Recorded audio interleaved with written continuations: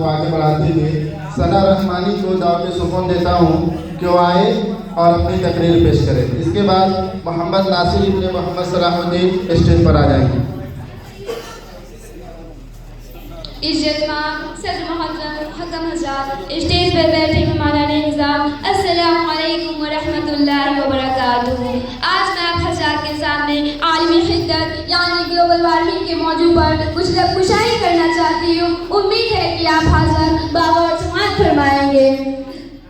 अपनी उन्वान की आवाज़ एक शायर के साथ शुरू करती हूँ। आप लोग हमारी तरफ मुतवज्जह होकर हमारी बातों को गौर से सुने। तेरा अपना ही किया है